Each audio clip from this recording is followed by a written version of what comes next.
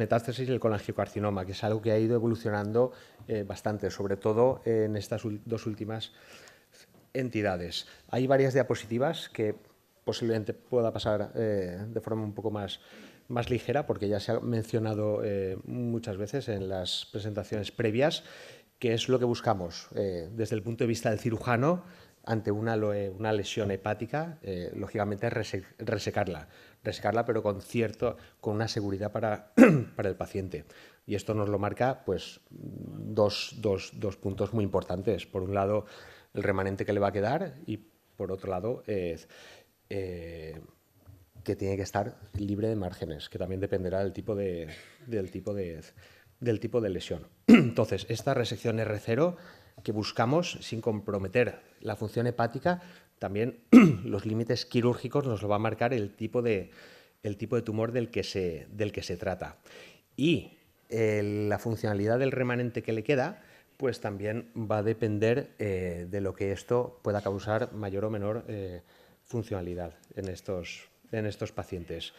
En cuanto a la insuficiencia hepática por resección, pues bueno, es lo que a nosotros como cirujanos nos marca más, porque es una complicación que puede aparecer en este contexto y cuando aparece, pues poco podemos hacer más que medidas de apoyo, cuidados intensivos y ver la evolución. Hay unos marcadores de mortalidad, de morbilidad, y el problema es que aparece y el paciente se puede morir, con lo cual hay que medir mucho en cuanto al volumen que le queda al paciente y la funcionalidad de esta. Pero bueno, en los últimos años ha evolucionado mucho todos los campos y especialidades, no solo la cirugía hepática y los trasplantes, de los que puedan recordar que están presentes aquí hace 20, 25 años o 30, lo que suponía en quirófano y transfusiones, a lo que es hoy día, ha cambiado muchísimo. También en los diferentes campos de patología, oncología, radiología, anestesiología y algo que da mucha seguridad al paciente, que es los comités multidisciplinares. Hay un montón de herramientas complementarias, no solo de la evolución de estas especialidades, sino nuevas herramientas que han ido apareciendo en estas diferentes especialidades. Pero vamos directamente a los diferentes tipos de tumor hepático que se ha comentado para esta charla. Por un lado, el hepatocarcinoma. Sabéis que lo que nos detiene es la hipertensión portal, sobre todo en las resecciones mayores, porque esto el paciente seguramente va a tener una descompensación y los problemas, la morbimortalidad posoperatoria. Sí que es verdad que se ha avanzado en los pacientes que bueno, juntando la laparoscopia con una resección menor, posiblemente periférica, en gradientes mayores, pues por ahí se ha podido empujar un poco este límite. El otro problema es cuando se reseca un paciente, pues hay ciertos factores que nos van a indicar que seguramente ese paciente hará una recidiva y posiblemente en los 6 próximos meses, con lo cual de ahí hay que evaluar directamente a este paciente para trasplante, como es la microinvasión vascular y la satelitosis, y esto solo tendremos con esa pieza, que es algo que nos aporta información. El siguiente tipo de tumor, que son las metástasis. Ahora han cambiado bastante los regímenes de quimioterapia, pero básicamente en cuanto a toxicidad del hígado que quedaba, por un lado teníamos un síndrome de obstrucción sinusoidal que podía causar el oxaliplatino, el típico hígado azul, y por otro lado el hígado amarillo, que eran los pacientes sometidos a irinotecan. Y esto está directamente relacionado tanto con la hemorragia intraoperatoria como con la morbimortalidad perioperatoria en los primeros 30 días. Y aquí pues también estamos pendientes del volumen que queda. Como bien se ha explicado en las charlas anteriores, se han establecido toda una serie de diferentes estrategias para poder asegurar ese remanente hepático funcionante. Y toda una serie de... No es cuestión tampoco de medir el porcentaje respecto al hígado, que esto posiblemente sea lo más fácil. Yo creo y apoyo mucho el hacer el ratio del remanente versus comparado con el peso del paciente, que es lo que posiblemente nos dé una medida un poco más eficaz en este aspecto. Y el último apartado y el último de los tumores es el colangiocarcinoma. Aquí lo que nos va a determinar que ese remanente nos pueda dar problemas o no, o sea, que sea tóxico o no, no es ni quimioterapia ni la fibrosis, sino la colestasis. Y aquí hemos ido aprendiendo, sobre todo en los últimos años, no, puede que hace 10, 15, 20 años, no tanto, pero no es cuestión de drenar el paciente y ver que de 15 baja a 10 o a 8. Sí que es verdad que entre los cirujanos, no sé, muchas veces tenemos prisa y queremos meter un paciente, pero hay que ser paciente y esperar a que baje por debajo de 3 el grado de bilirrubina. Aunque hay que esperar un mes, mes y medio, pues hay que esperar. Tenemos la suerte, entre comillas, que el colangiocarcinoma pues generalmente tiene un crecimiento pues puede ser muchas veces bastante lento. Entonces, es el límite que tenemos a este nivel. Entonces, en este contexto, sí que es verdad que las metástasis del colangiocarcinoma quedaron un poco relegados para opciones quirúrgicas resectivas, pero el hepatocarcinoma sí que se vio, entraba muy bien los porcentajes de seguimiento, de supervivencia dentro de un algoritmo. Bueno, hay bastantes algoritmos, pero teniendo en cuenta un score en cuanto a tamaño tumoral máximo y número de nódulos, pues se podía prever también la supervivencia de estos pacientes y lo bien que le podía ir un trasplante. Aquí tenemos el algoritmo del BCLC, que es un algoritmo pues, en constante evolución, que cada día se ha validado múltiples veces y se van incorporando nuevos puntos en los que se basa desde el principio pues, en los criterios de Milán, que ha sido Santa Santorum para el hepatocarcinoma del trasplante, hasta 5 centímetros lesión única o hasta 3 lesiones de 3 centímetros. ¿Qué ha ocurrido?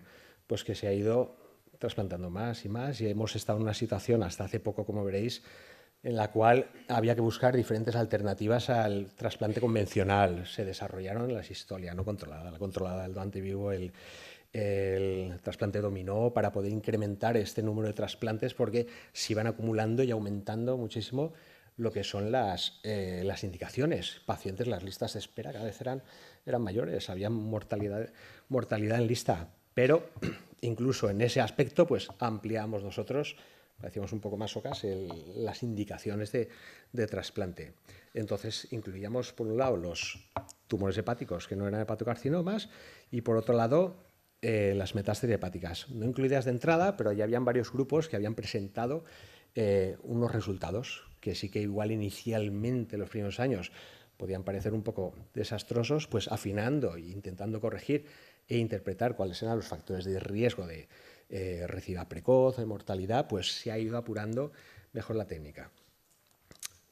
Entonces, os pongo esta gráfica que se ha puesto muchísimas veces, casi siempre que habla un cirujano o alguien del mundo del trasplante pone esta diapositiva, para que veáis que las indicaciones han ido aumentando y así como el número de trasplantes pues parecía que estaba un poco estancado. Esto nos llevaba a una situación, pues lo que os he comentado, buscar alternativas al trasplante convencional. Hemos tenido un momento de respiro precisamente aquí. En 2015 nos ha ayudado muchísimo y veis cómo han disminuido mucho lo que son las indicaciones de trasplante, la introducción ya universal de los agentes antivirales directos para el virus C, que era la primera causa de indicación de trasplante. Entonces, esto ha aliviado muchísimo la lista de espera. Esto y también la universalización también de la utilización de donantes en asistolia tipo 2, tipo 3, controlados. Entonces, estamos en una situación mejor, en la cual tenemos menos pacientes en lista de espera y, bueno, una oferta de donantes que iba bastante bien, hasta también hace 2 años, en la cual, pues veis que aquí hay un pequeño bache. A ver si se ve, justo aquí. Está disminuyendo muchísimo los pacientes en total lista de espera, pero aquí frena un poco y coincide también pues, con el tema de la pandemia. Coincide con el número de trasplantes, con un pequeño bajón, pero que ya se está recuperando.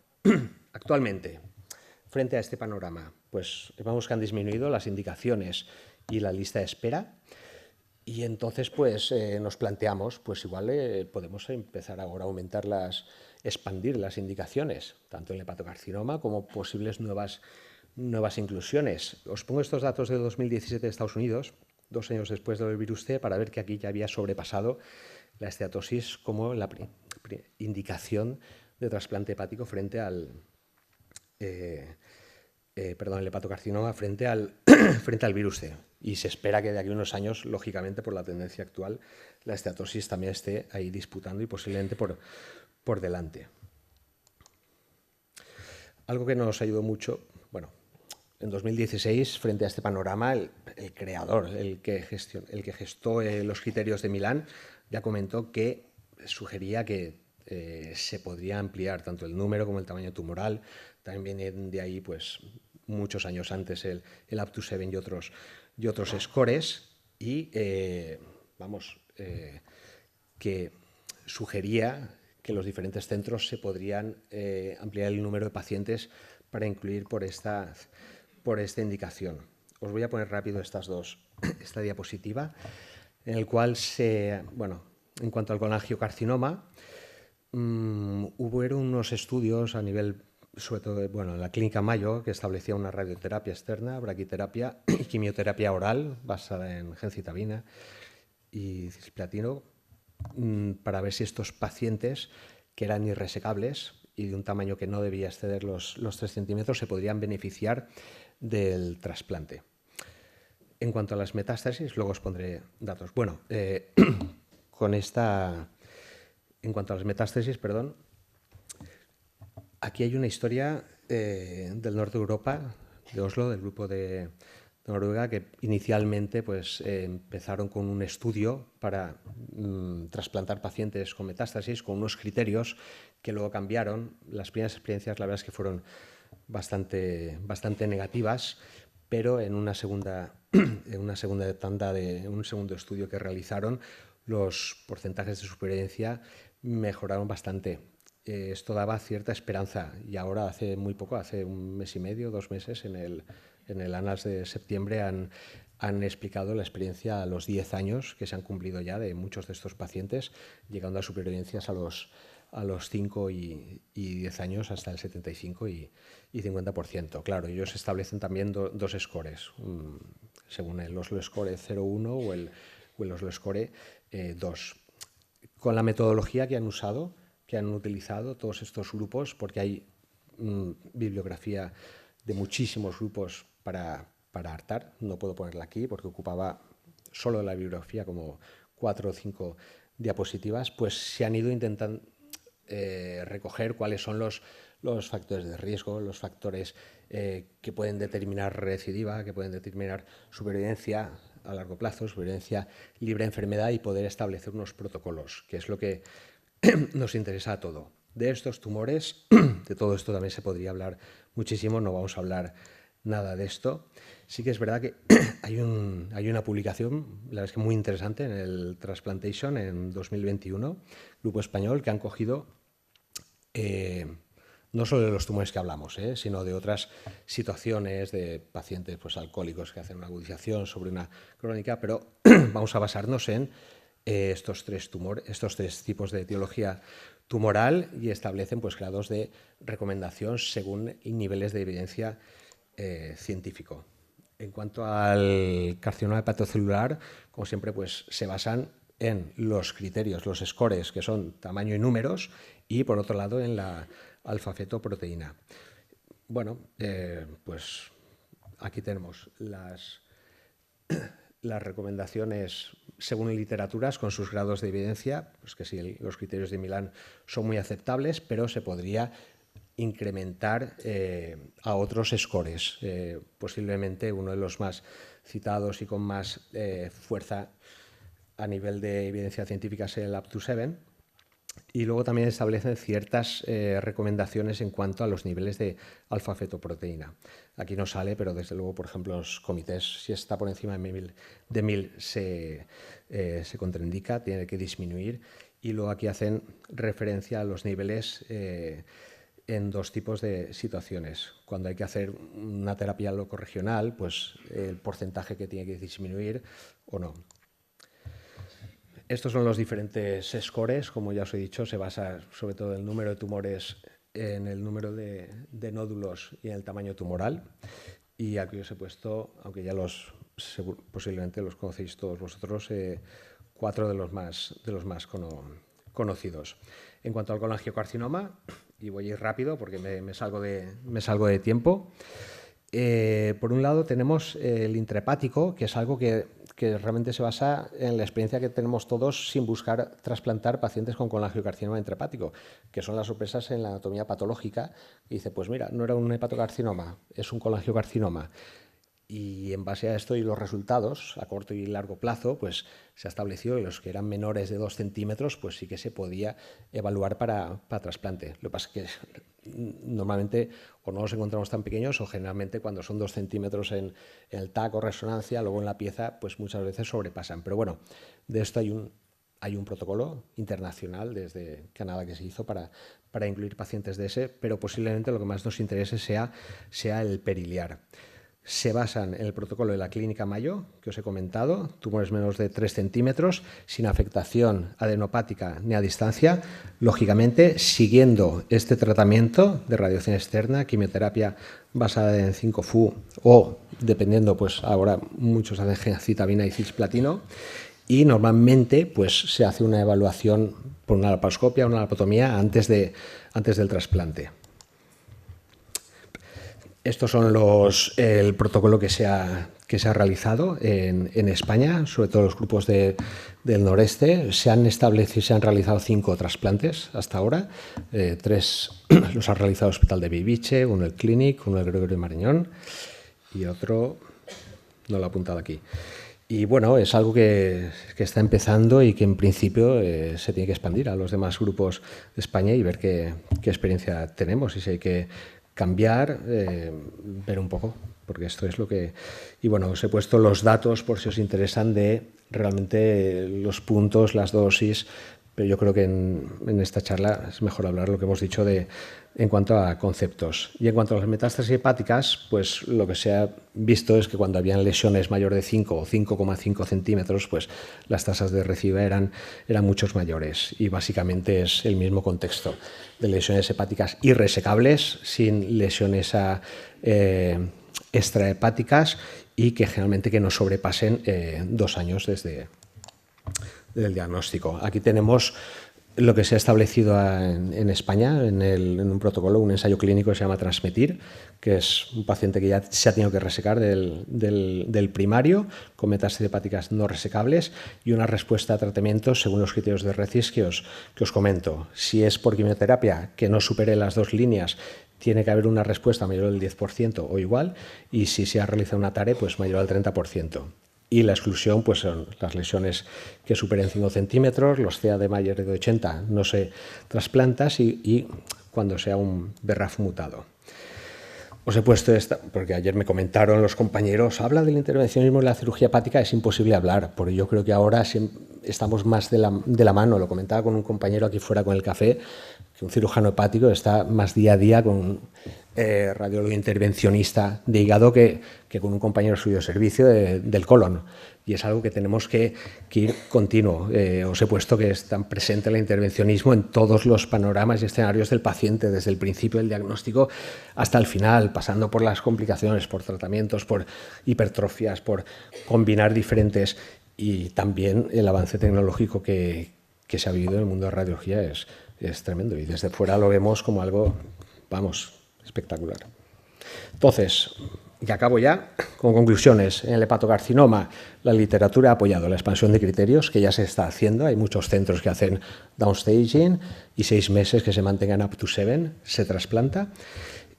Otros centros realizan otro tipo de estrategias. En el colangiocarcinoma, pues el intrahepático, pues bien, si es de menos de 2 centímetros real, tal cual, pues se incluye, y hay un estudio, y luego en el iliar sí que se tiene que hacer un protocolo muy estricto, que es lo que se está realizando ahora mismo.